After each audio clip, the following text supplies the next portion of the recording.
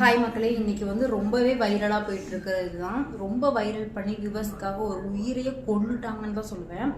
ஏன்னா பார்த்தீங்கன்னா கேரளாவில் நடந்த ஒரு ஒரு என்ன சொல்கிறது, அவ்வளோ பெரிய விஷயமா அப்படின்னு கேட்டோம்னா வந்துட்டு ஆமாம், அவ்வளோ பெரிய விஷயந்தான்.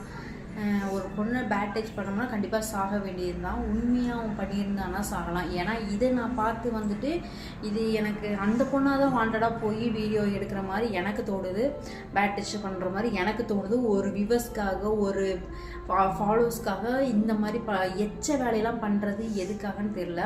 ஒரு பொண்ணு பேட் டச் பண்ணுறான் அப்படின்னு நான் ஒருத்தர் வந்து வாண்டடாக வந்து கைப்படுதுன்னா அந்த இடத்துல செருப்பு கழட்டி அப்படின்னு தான் சொல்லுவேன். ஏன்னா வந்துட்டு இதே இன்சிடென்ட் நேத்தியே வந்துட்டு இந்த மாதிரி எச்ச வேலை நடக்கலை. ஆனால் வந்துட்டு ஒரு பொண்ணை வந்து பேடாக பேசிட்டான்னு சொல்லி போலீஸ் ஸ்டேஷன் வர வந்துட்டு அத்தனை அந்த பஸ்ஸில் மட்டும் பார்த்திங்கன்னா வந்துட்டு ஒரு 50-60 பேர்கிட்ட இருப்பாங்க. அவ்வளோ கூட்டம்.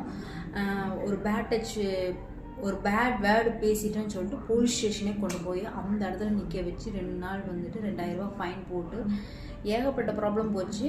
பட் ஆனால் வந்துட்டு அவன் வந்து பேட் டச்சே பண்ணியிருக்கான் அப்படின்னா அந்த இடத்துலையே வந்து செருப்பை கழட்டி அடித்து, இல்லை பக்கத்தில் இருக்கிற கண்டக்டரையோ இல்லை பேசஞ்சர்கிட்டையோ சொல்லியிருந்தோம் அப்படின்னா அந்த இடத்துல இருக்கிற எல்லாங்க அடித்து அதை விட கேவலமாக இருக்காது. ஏன்னா அவன் வெளியே எங்கே போனாலுமே அந்த கேவலம் இருக்கும்.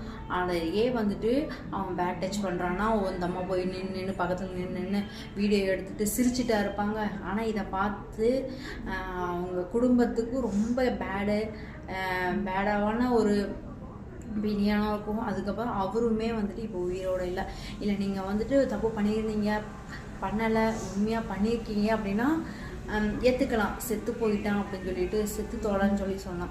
ஆனால் அவர் பண்ணியிருக்காரா என்னன்னு, ஏன்னா அந்த வீடியோவில் பார்க்கும்போது எனக்கு அப்படி ஒரு இதுவே தோணலை. இல்லை வீடியோ எடுக்கிறதுக்கு முன்னாடி அப்படி பண்ணியிருக்காரா அப்படின்னும் எனக்கு தெரியல. ஏன்னா வந்துட்டு அந்த பொண்ணு வீடியோ போட்டதுமே 2 மில்லியன் 1 மில்லியன் அவ்வளோ வைரல் ஆக்கியிருக்கீங்க. இப்போ நான் கேட்குறேன், ஒரு நெகட்டிவான வீடியோ தான் அவ்வளோ வைரல் ஆக்குவீங்களா? அதனால தான் வந்து சோஷியல் மீடியானாலே வந்துட்டு நெகட்டிவாக போடுறது, நெகட்டிவாக இருக்கிறது, நெகட்டிவான விஷயத்தை வந்து பிரபலமாக இருக்கிறது, வைரல் ஆக்குறது அவங்கள தான் டாப்பில் வச்சுருக்கீங்க. மற்ற என்ன ஒரு நல்ல கண்டென்ட் போனாலும் அவங்க அடிமட்டமாக தான் இருப்பாங்க. அவங்க வியூவர்ஸ் போகாது, ஒன்றும் ஆகாது. இந்த மாதிரி பண்ணுறனால தான் எல்லாருமே இந்த மாதிரி வீடியோக்கெல்லாம் போடுறாங்க. இதனால நம்ம சொசைட்டி, நம்ம குடும்பம், நம்மளும் தான் வந்துட்டு இதில் கெட்டு போகிறோமே தவிர நம்ம ஒவ்வொரு குடும்பமும், ஏன்னா நம்ம குழந்தைங்க எல்லாருமே பார்க்கக்கூடிய ஒரு வீடியோ வைரல் ஆக்கிறது நம்ம ஒவ்வொருத்தவங்க பண்ணுற தப்பு தான் சொல்லுவேன். அதனால் எல்லாருமே வந்துட்டு ஒரு விஷயத்தை நம்ம பகிர்றோன்னா அது நல்ல விஷயமா இருந்தால் மட்டும் ஷேர் பண்ணுங்கள்.